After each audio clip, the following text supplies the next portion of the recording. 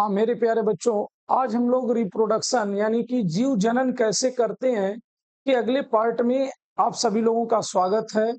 और आप लोग अच्छे से पढ़िएगा ध्यान पूर्वक। मेरी कोशिश ये रहेगी कि आपको ये मादा जनन तंत्र और नर जनन तंत्र दोनों तंत्र को आज पढ़ा दिया जाए। तो आप लोग ध्यान पूर्वक देखिए। आज का जो हेडिंग है वो मेरे प्यारे बच्चों, सबसे पहला हेडिंग है मानव में नर जनन तंत्र। मानव में नर जनन तंत्र। अब ये क्या होता है इसको हम ध्यान पूर्वक देखेंगे। और देखिए, मानव में टेस्टोस्टेरोन मतलब, और स्त्रियों में एस्ट्रोजन एस्ट्रोजन और प्रोजेस्टेरॉन, ये दो लिंग हार्मोन्स होते हैं मादा के अंदर, स्त्रियों के अंदर। ये लिंग हार्मोन्स कहलाते हैं। कभी कभी एग्जाम में पूछा भी जाता है कि लिंग हार्मोन्स स्त्रियों में और पुरुषों में क्या होता है, तो आपके सामने लिखा भी है। अब देखिए, जनन अंग जो होते हैं, इस जनन अंग को दो हिस्सा में हम लोग डिवाइड करते हैं। एक है प्राथमिक लैंगिक अंग और दूसरा है मेरे बच्चे द्वितीयक लैंगिक अंग। अब प्राथमिक क्या होता है? जिसमें युग्मकों का निर्माण होता है। युग्मकों का निर्माण होता है। अब युग्मक के बाद और जितने अंग हैं उसको द्वितीयक लैंगिक अंग कहा जाता है। तो मेरे प्यारे बच्चों, अभी हम आप लोगों को आगे बताएंगे भी कि युग्मक कौन बनाता है, किसको तब प्राथमिक लैंगिक अंग बोलेंगे, किसको द्वितीयक लैंगिक अंग बोलेंगे। तो देखिए, प्राथमिक जो लैंगिक अंग है ये क्या करता है मेरे प्यारे बच्चों? देखिए, युग्मक का निर्माण करेगा। अब युग्मक का निर्माण करेगा अगर, यानी कि युग्मकों का जो निर्माण करता है उसे प्राथमिक अंग कहते हैं। और इसको छोड़ करके जितने भी और अंग होंगे उसको हम द्वितीयक, प्राथमिक अंगों के अलावा अन्य सभी अंगों को हम क्या कहते हैं? जनन तंत्र में जो लोग भी भाग लेंगे उसे हम द्वितीयक अंग कहते हैं। क्लियर? इसके बाद आप देखिए मेरे प्यारे बच्चों, नर जनन तंत्र की अगर मैं बात करूं, इसकी बात करूं नर जनन तंत्र की, तो नर जनन तंत्र के अंदर मेरे भाई पहला वृषण है, दूसरा है वृषण कोश, तीसरा है शुक्र वाहिनी, चौथा शुक्राशय, प्रोस्टेट ग्रंथि, मूत्र मार्ग और शिश्न। ये हम कह सकते हैं नर जनन अंग के भाग हैं। अब मेरे प्यारे बच्चों, अगर आप थोड़ा सा ध्यान दीजिए तो इसको मेरे भाई, इस वाले हिस्से को हम क्या कहते हैं? इसको हम बोलते हैं शिश्न। क्या बोलते हैं? शिश्न बोला जाएगा इसे। ठीक। तो इस शिश्न के बीच में एक देखिए नली होती है, इस नली को हम कहते हैं मूत्र मार्ग। क्या बोलते हैं? मूत्र मार्ग बोलते हैं। ठीक। अब इस नली से यहां पर एक ये देखिए एक स्ट्रक्चर बना होता है जिसे हम प्रोस्टेस प्रोस्टेट ग्रंथि कहते हैं।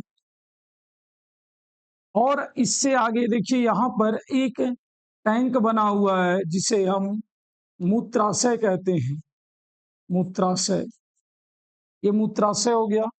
अब देखिए, इसके बाद यहां से हम देखेंगे तो यहां पर एक छोटा सा देख पा रहे होंगे, इसको हम बोलते हैं मेरे भाई शुक्राशय। शुक्राशय बोलते हैं। अब इस शुक्राशय से एक नली ऐसी निकली हुई है, तो इस नली को मेरे प्यारे बच्चों, ये वाली नली को हम शुक्र वाहिनी बोलते हैं। क्या बोलते हैं? इस नली को हम मेरे बच्चों क्या बोला जाएगा? शुक्र वाहिनी। शुक्र वाहिनी बोला जाएगा। और यहां से होता हुआ यहां पर ये एक जोड़ी होता है जिसे हम वृषण कहते हैं। क्या कहते हैं? वृषण कहते हैं। तो इसको हम डिटेल में अभी समझेंगे। तो मेरे प्यारे बच्चों, आपने क्या समझा? आपने समझा कि नर जनन अंग में वृषण होता है, वृषण कोश होता है, शुक्रवाहिनी होती है, शुक्राशय होता है, प्रोस्टेट ग्लैंड होती है और मूत्र मार्ग प्लस शिश्न होता है। तो हम समझ पाए ये कि इतने हिस्से होते हैं। तो पुरुषों में अगर मैं वृषण की बात करूं, किसकी बात करूं? वृषण की। तो पुरुषों में मेरे प्यारे बच्चों एक जोड़ी वृषण पाया जाता है। अब आप यहां से देख सकते हो कि वृषण क्या है। ये देखिए, ये मेरे भाई, ये देखिए, एक थैलेनुमा संरचना होती है जिसमें ये वृषण जो होता है, ये वृषण है, ये वृषण इस वृषण कोश के अंदर सुरक्षित रहता है। मतलब इस वृषण कोश के अंदर ये वृषण क्या होता है? सुरक्षित रहता है। और वृषण पुरुषों में एक जोड़ी होता है। मतलब हम कह सकते हैं एक जोड़ी, मतलब एक जोड़ी में दो लोग आते हैं, तो वृषण एक जोड़ी पाया जाता है इसके अंदर। ठीक। और ये वृषण कहाँ होता है? इस वृषण कोश के अंदर सुरक्षित होता है। अब आप देखेंगे तो ये उदर गुहा से बाहर कहां से? उदर गुहा, मतलब ये उदर गुहा है। इस उदर गुहा से बाहर और कहां पर मेरे बच्चों? वृषण कोश के अंदर। बताएं अभी, ये वृषण वृषण कोश के अंदर जो है सुरक्षित पाया जाता है। क्लियर? अब देखिए, वृषण से नर हार्मोन्स क्वेश्चन पूछा जाता है। टेस्टोस्टेरोन, क्या नाम है मेरे प्यारे बच्चों? टेस्टोस्टेरोन का स्राव होता है। यानी कि यहां से मेरे बच्चों वृषण से टेस्टोस्टेरोन नामक लिंग हार्मोन्स क्वेश्चन आता भी है। टेस्टोस्टेरोन नर लिंग हार्मोन्स है। क्या है? नर लिंग हार्मोन्स है। अब मेरे प्यारे बच्चों, इसके बाद आता है, देखिए, वृषण के अंदर, यानी कि वृषण जो है किसके अंदर सुरक्षित होता है? वृषण कोश के अंदर सुरक्षित होता है। तो अगला हेडिंग हमारा क्या होगा? वृषण कोश होगा।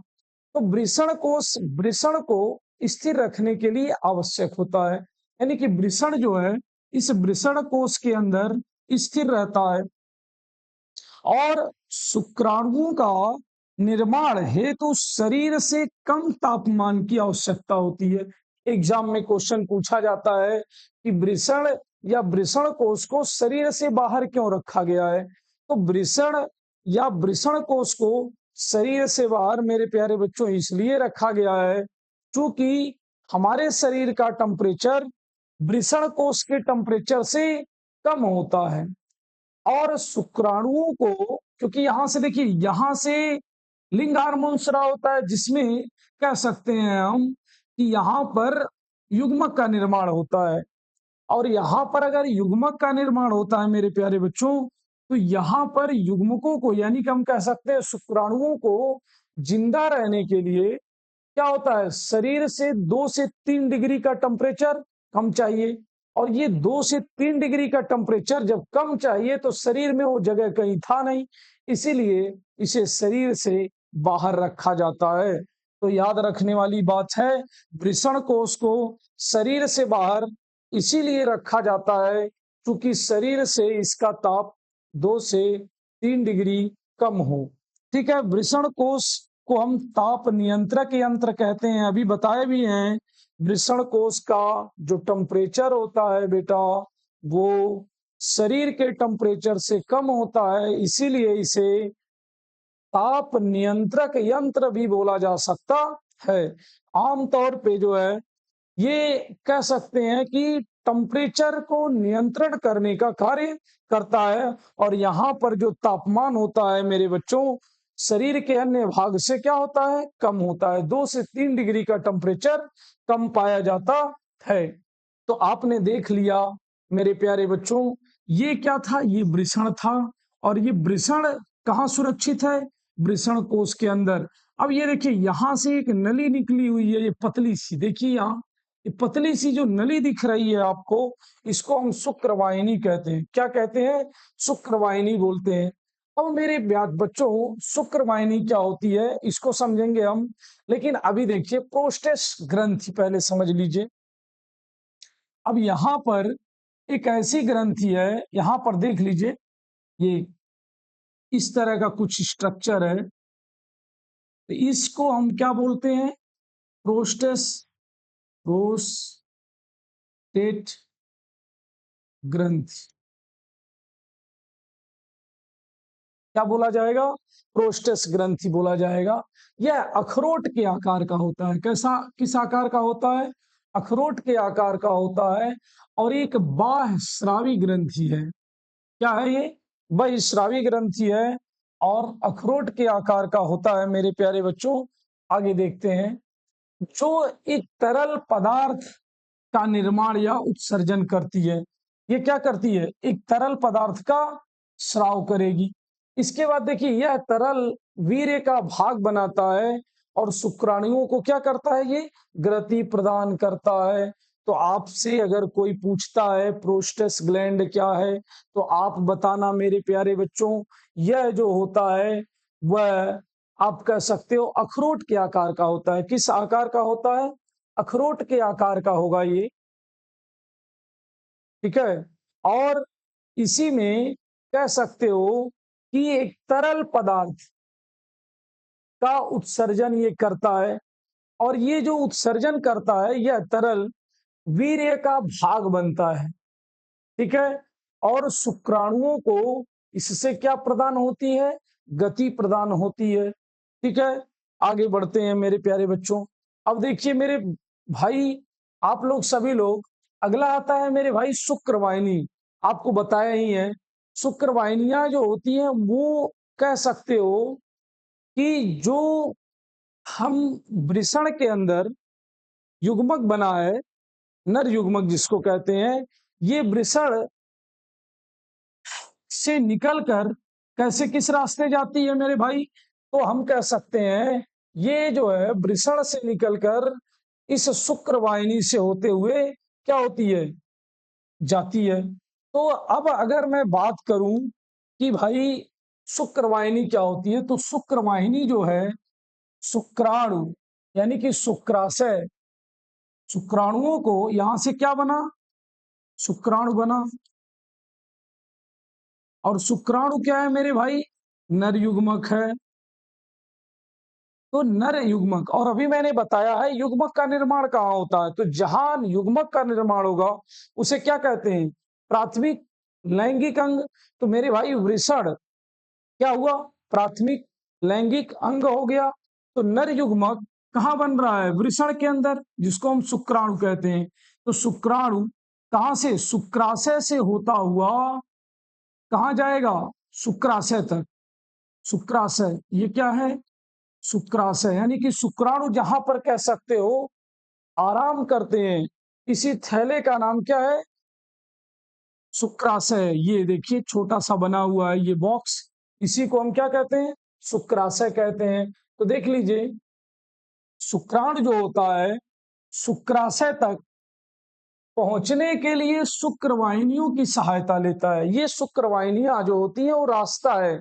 यानी शुक्राणु यहां से निकलकर वृषण से कहाँ पहुंचता है? शुक्राशय तक पहुंचने के लिए जो रास्ते को यूज किया जाता है, जिस रास्ते के माध्यम से शुक्राणु शुक्राशय तक जाता है, उसी रास्ते को हम क्या कहते हैं? शुक्र वाहिनी बोलते हैं बेटा। ठीक है। इसके बाद क्या होता है?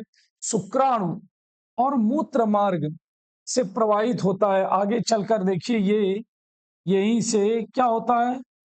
शुक्राणु भी और क्या चीज? पेशाब भी, दोनों इसी रास्ते से बाहर आता है।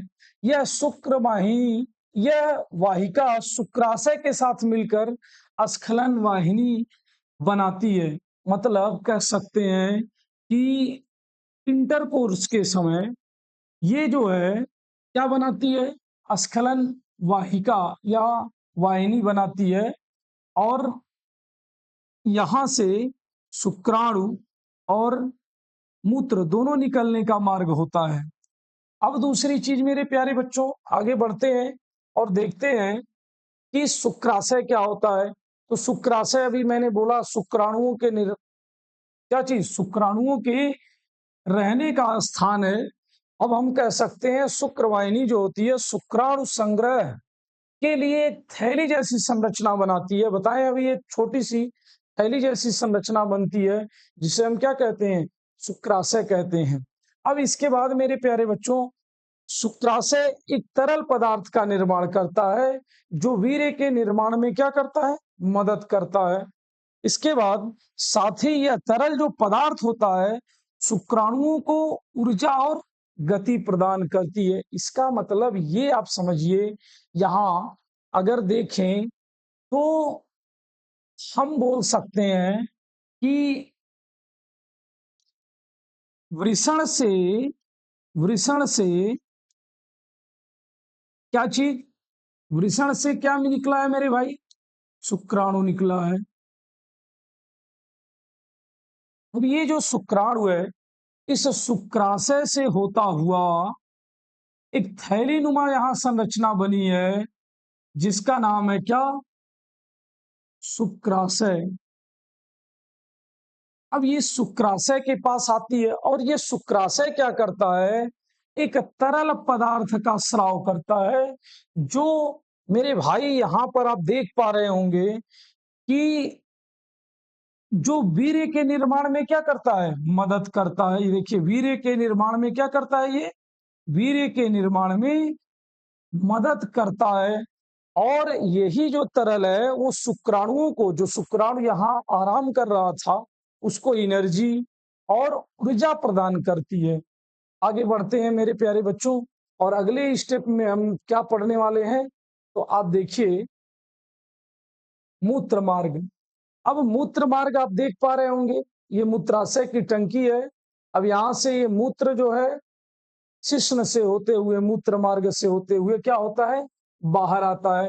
अब क्या है इसका मतलब, यह एक पेशीय नलिका है जो मूत्राशय से निकलकर स्खलन वाहिनी से मिलकर मूत्र जनन नलिका बनाती है। यानी कि देखिए, यहाँ ये मूत्राशय है, इस मूत्राशय से मेरे प्यारे बच्चों ये निकल के,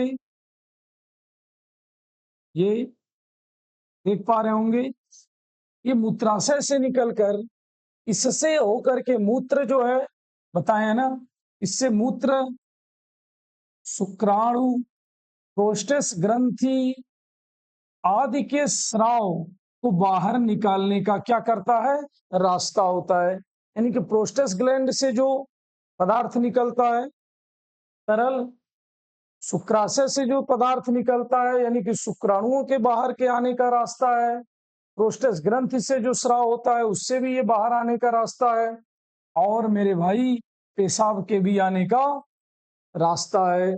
इसके बाद मेरे बच्चों आता है नर जनन तंत्र का अगला हिस्सा, जिसका नाम है पेनिस। हिंदी में कहते हैं इसे शिश्न। तो शिश्न क्या होता है, आप देखिए, ये एक बेलनाकार मैथुनांग होता है जो इस तरह से स्ट्रक्चर बना हुआ है। तो अब देखिए ये क्या है, यह बेलनाकार अंग होता है। कैसा अंग है, जो वृषण कोश के बीच, देखिए वृषण कोश है, इसी के बीचों बीच क्या होता है, लटकता रहता है। यह उत्थानशील है, मैथुनांग है, ठीक है। मैथुनांग मीन्स जब नर और मादा, जब मैथुनांग मीन्स मेरे बच्चों, इसका मतलब होता है जब नर और मादा मिलती हैं तो उस समय ये मैथुन क्रिया में क्या करता है, भाग लेता है। इसीलिए इस अंग को मैथुनांग बोला गया है। सामान्य अवस्था में यह छोटा होता है, लेकिन जब ये मैथुन के समय सख्त और टाइट हो जाता है ना। सामान्य अवस्था में यह छोटा और शिथिल रहता है, मूत्र विसर्जन के काम में आता है, और मैथुन के समय उन्नत अवस्था में आकर वीर्य यानी शुक्राणु को मादा जनन अंग में पहुंचाने का कार्य करता है। तो ये रहा मेरे प्यारे बच्चों नर जनन तंत्र के सभी छोटे बड़े हिस्से।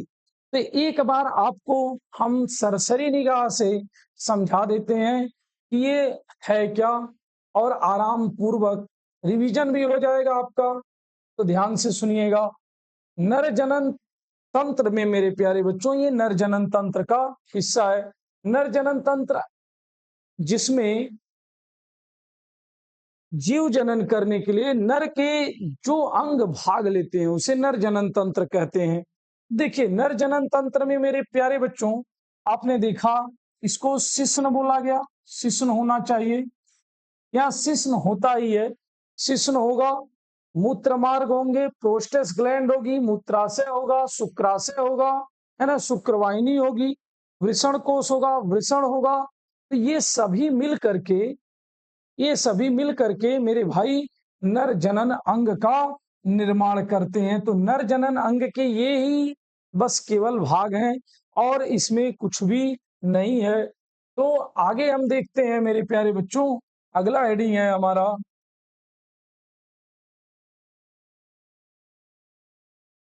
ये देखिए ये मादा जनन है। तो अब हम लोग पढ़ेंगे मादा जनन तंत्र। तो मादा जनन तंत्र में भी मेरे बच्चे दो अंग होते हैं, एक प्राथमिक अंग और दूसरा है द्वितीयक अंग। तो मैंने बता ही दिया है कि प्राथमिक अंग वो अंग होता है जिसमें युग्मक का निर्माण होगा, उसे क्या कहेंगे, प्राथमिक अंग। और द्वितीयक अंग बाकी उसको छोड़ करके जो भी अंग और हैं वो सभी के सभी क्या होते हैं, द्वितीयक लैंगिक अंग बोला जा सकता है। तो अब मेरे प्यारे बच्चों आप देखो, मादा जनन तंत्र वो तंत्र होता है, मादा जनन तंत्र वह तंत्र है जिसमें क्या होता है, अंडाणु का निर्माण होगा, निषेचन होगा, है ना, गर्भ धारण होगा और शिशु के विकास एवं जन्म की प्रक्रिया संपन्न होती है। उसे हम क्या कहते हैं, मादा जनन तंत्र कहते हैं।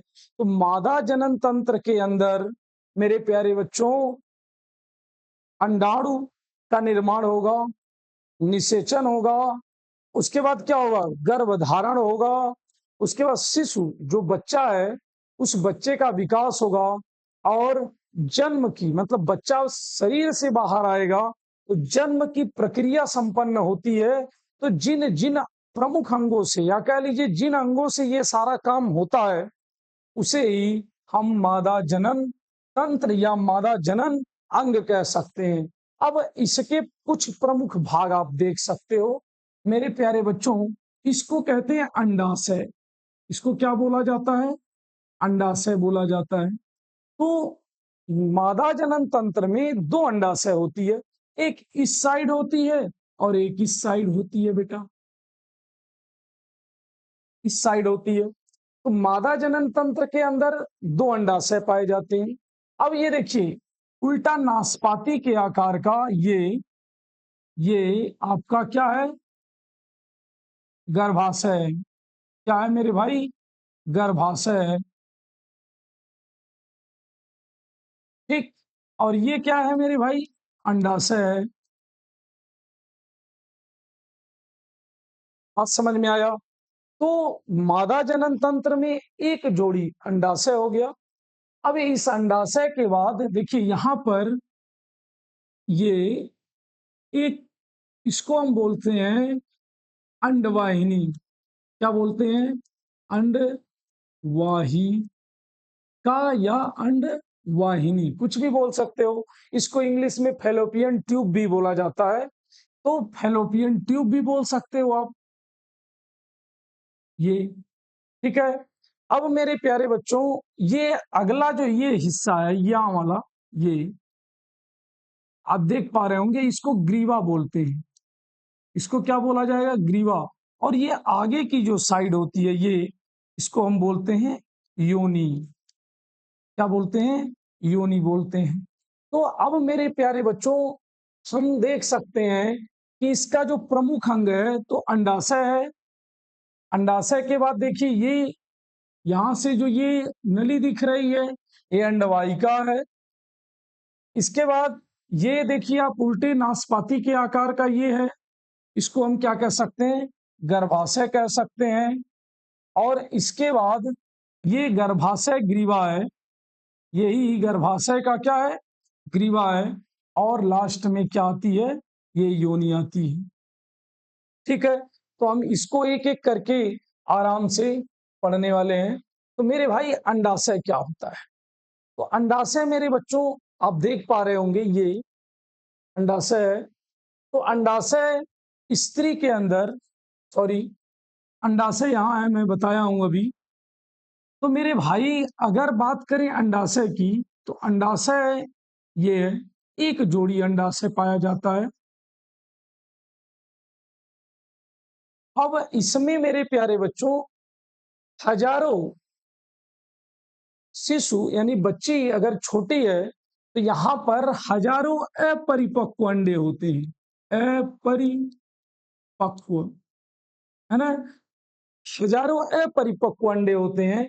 और तब मेरे भाई एक चीज और आप जानिए थोड़ा सा, यौनावस्था के समय इस अपरिपक्व अंडे में से हर महीने एक अंडा परिपक्व होकर के आगे बढ़ने लगता है। लेकिन अभी इसकी कहानी बाद में समझाते हैं।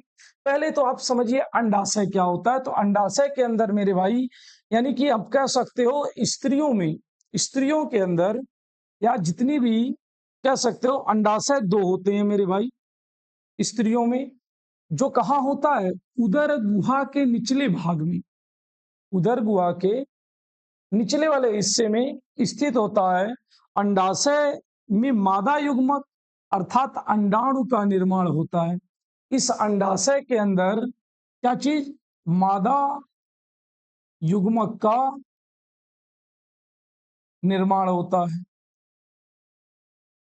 तो मेरे भाई अंडाशय से क्या चीज का निर्माण होगा, मादा युग्मक, और मादा युग्मक को ही अंडाणु कहते हैं मेरे भाई। और जन्म के समय अंडाशयों में हजारों अपरिपक्व अंडाणु उपस्थित होते हैं।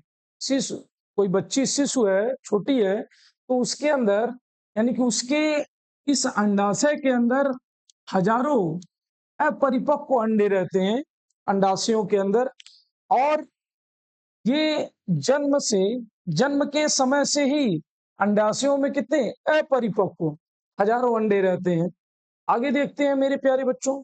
इसके बाद जब यौनारंभ स्टार्ट होता है, तो यौनारंभ स्टार्ट होने के बाद प्रत्येक माह, अभी बताया ना, हर एक महीने एक अंडाणु परिपक्व होकर बाहर निकलता है।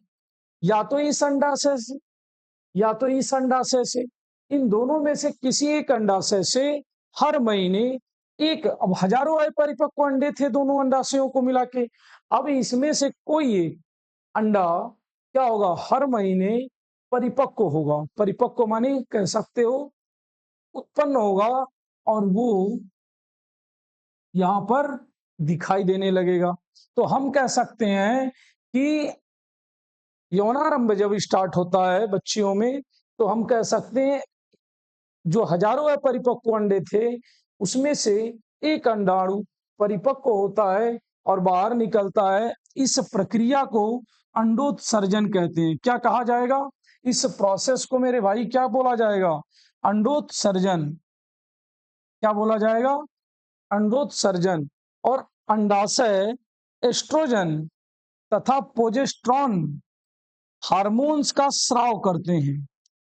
ये जो अंडाशय होता है ये क्या चीज, प्रोजेस्टेरॉन और एस्ट्रोजन नामक लिंग हार्मोन्स। तो क्वेश्चन आता है मेरे प्यारे बच्चों, मादा जनन तंत्र में लिंग हार्मोन्स बताइए।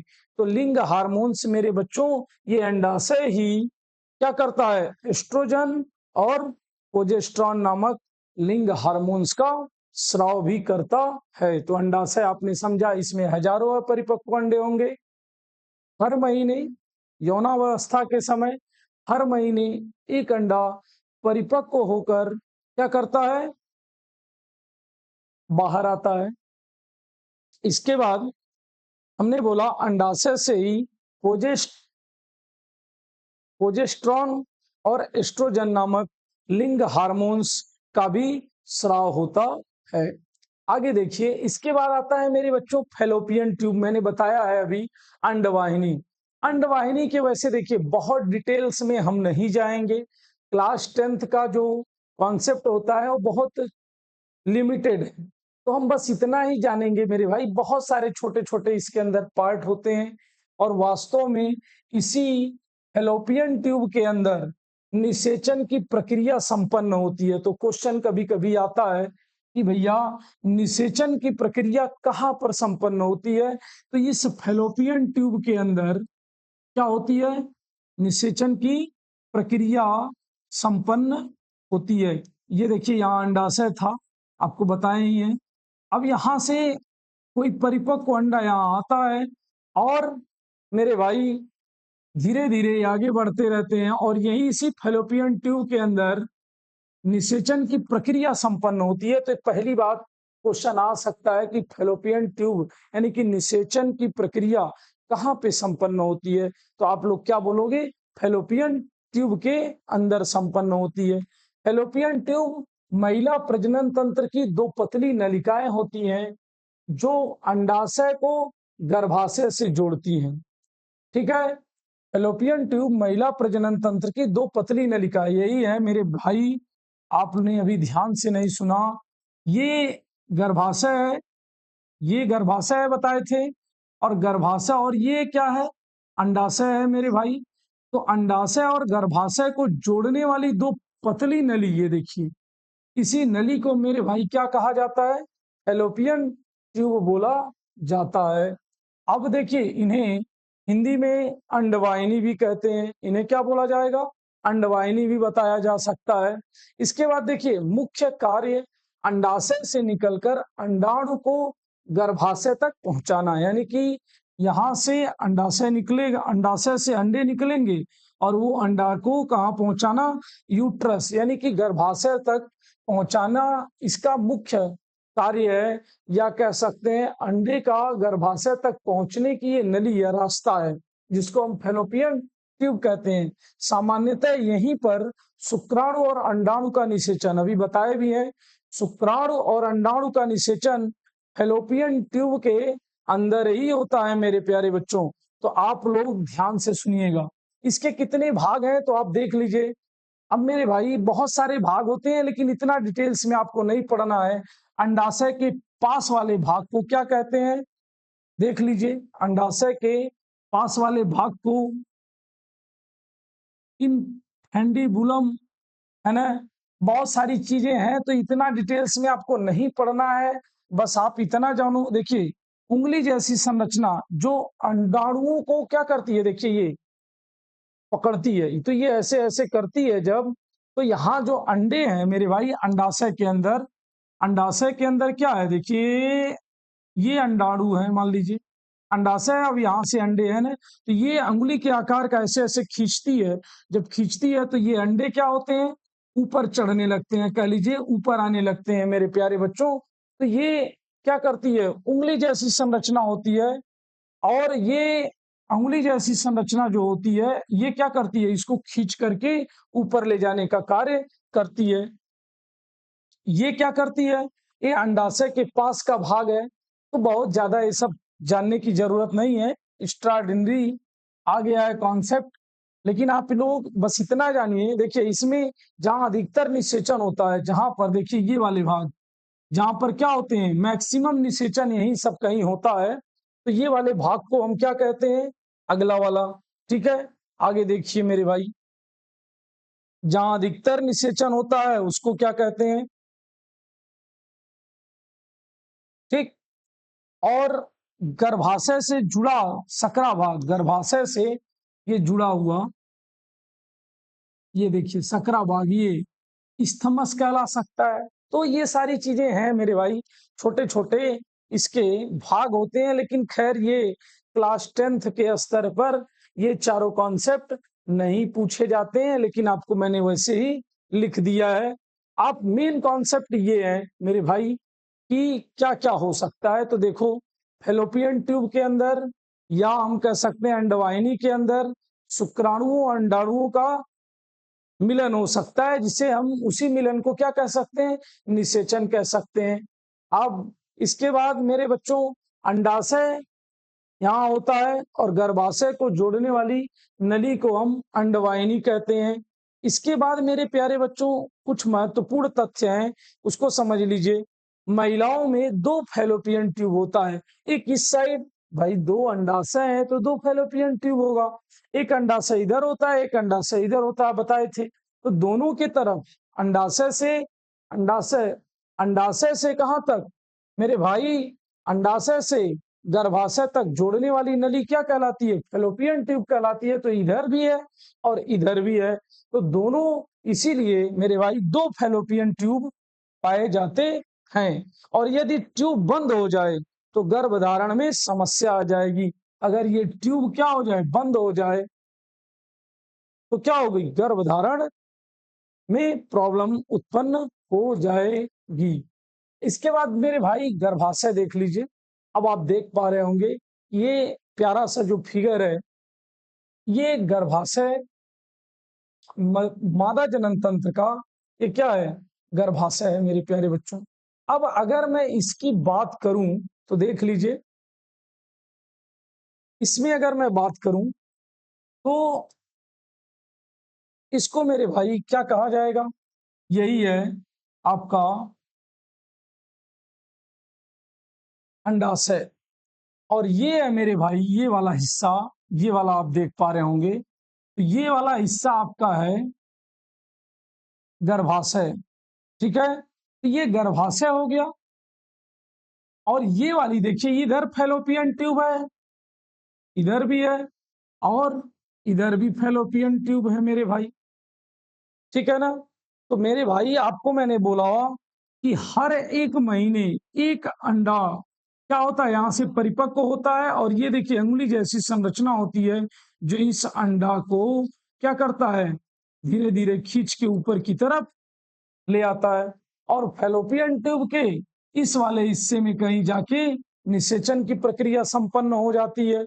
और मेरे भाई धीरे धीरे ये आपका दिख रहे हैं ना, और इस दौरान ये जो होता है, ये एंड्रोमेट्रियम की दीवारें होती हैं, भीतरी भित्ति है जो स्पंजी और मोटी हो जाती है, जो क्या करती है, इस भ्रूण के विकास के लिए, भ्रूण के विकास के लिए क्या करती है, मदद करती है इसको। और यहाँ पर कहीं पर भ्रूण क्या होता है, यहाँ पर आके धीरे धीरे क्या होता है, इस भ्रूण, यही जो है भ्रूण धीरे धीरे शिशु के रूप में जन्म लेता है और शरीर से बाहर निकल आता है।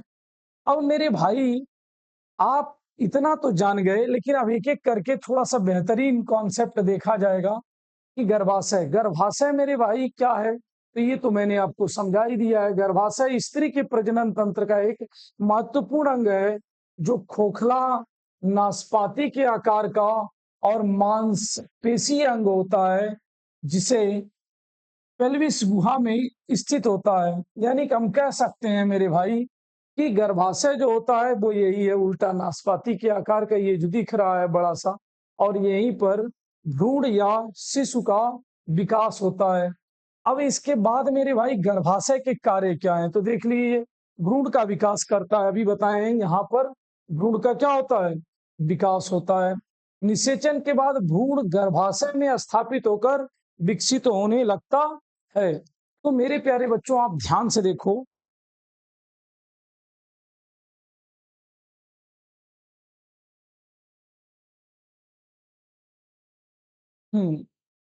अब ध्यान दीजिए, मैंने क्या बोला, गर्भाशय का पहला कार्य यानी कि इसका क्या कार्य है, तो मेरे भाई जो निषेचन हुआ अंड है वो धीरे धीरे फैलोपियन ट्यूब से इस गर्भाशय में ही तो आता है। और गर्भाशय में क्या चीज होता है, भ्रूण स्थापित होता है सबसे पहले। इसके बाद क्या होता है, गर्भधारण यानी गर्भावस्था के दौरान गर्भाशय शिशु को ये सुरक्षा और पोषण प्रदान करता है। तीसरा कार्य देखिए, मासिक धर्म। अगर मेरे भाई गर्भाशय की भित्ति परत, जिसको एंड्रोमेट्रियम कहते हैं, प्रत्येक माह बनती और टूटती है, जिसे मासिक धर्म कहा जाता है। हम क्या बता रहे हैं मेरे भाई, अगर मैं थोड़ा सा बताऊं आपको कि मान लीजिए किसी कारणवश, मान लीजिए यहां से हर महीने या तो इससे निकलेंगे या तो इससे निकलेंगे। कभी कभी ऐसा भी होता है कि, कभी कभी ऐसा भी हो सकता है कि इस वाले अंडाशय से भी एक अंडा निकल जाए और इस वाले अंडाशय से भी एक अंडा निकल जाए, तो ये दोनों फैलोपियन ट्यूब तक पहुंचे। अब देखिए होगा क्या, यहां से मान लीजिए नर युग्मक,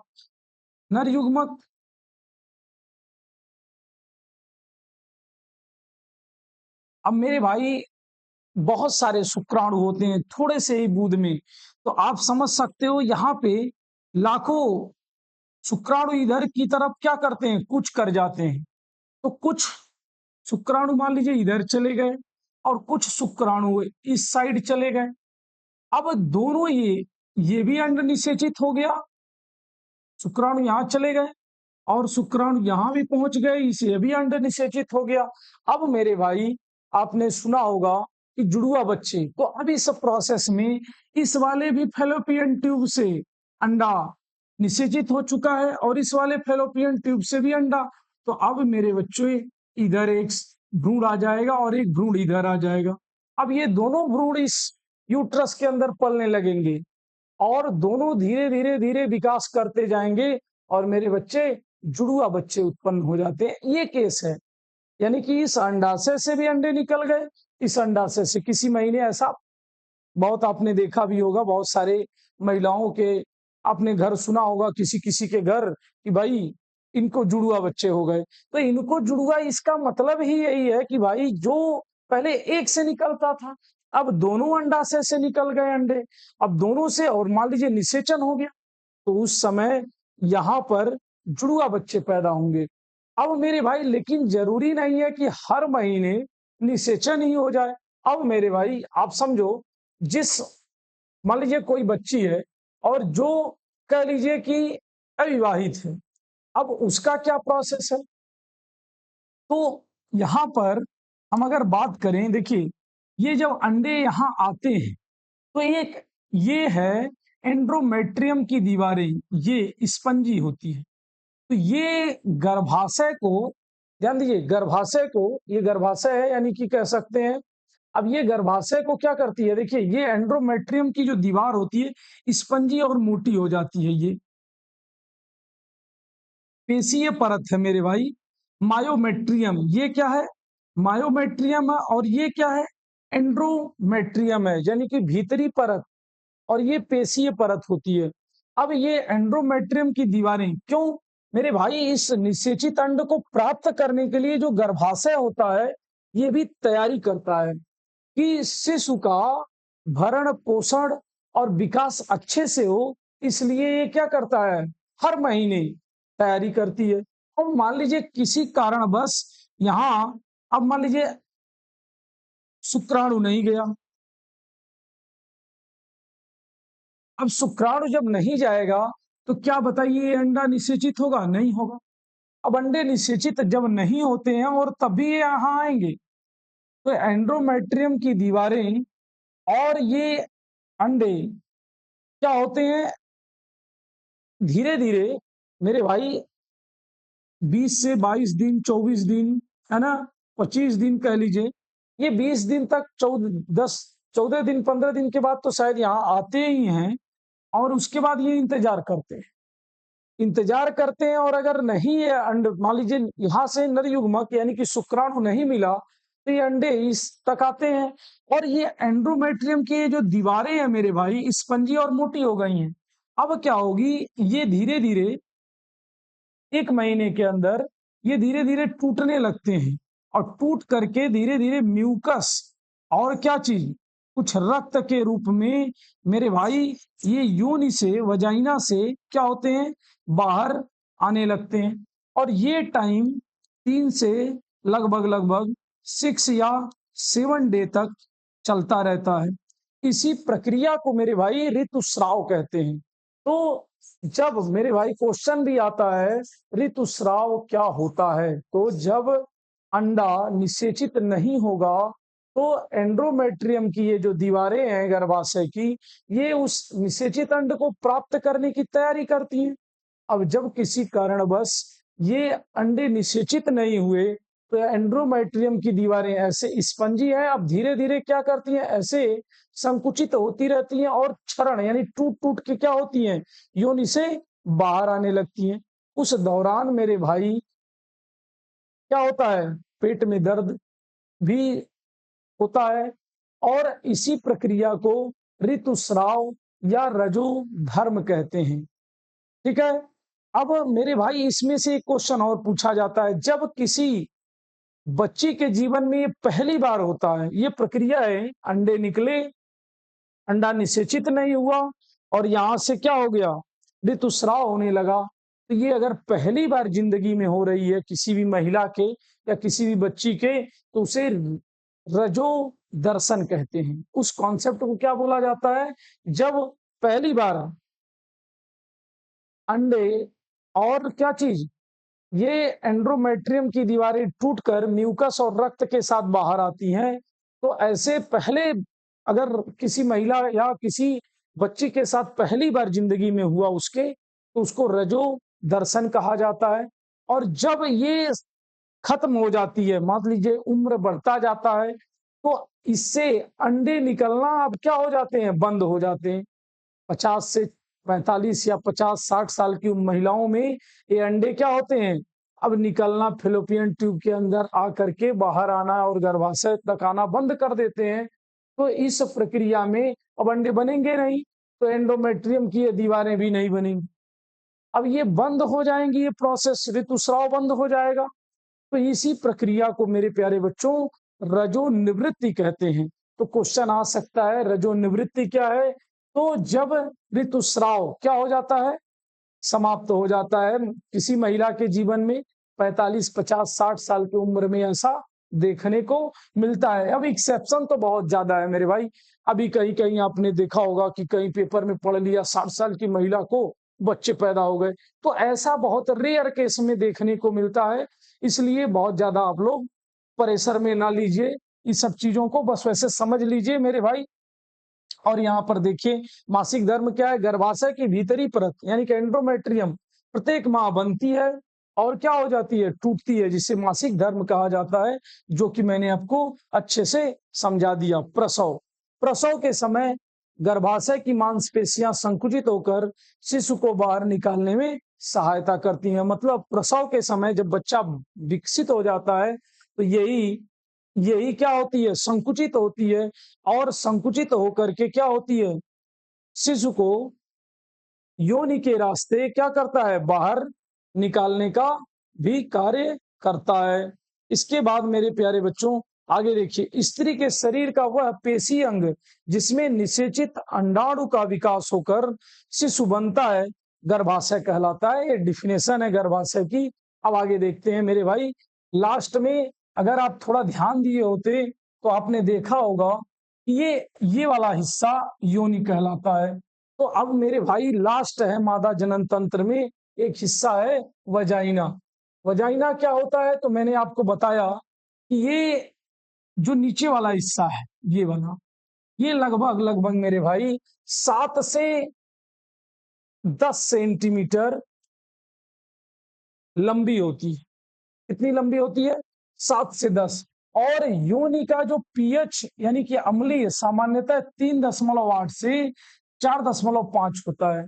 यहाँ पर जो अम्लीय मीडियम होता है, यानी कि इसका पीएच कितना होता है, योनि का पीएच होता है 3.8 से मेरे प्यारे बच्चों 4.5 के बीच पाया जाता है।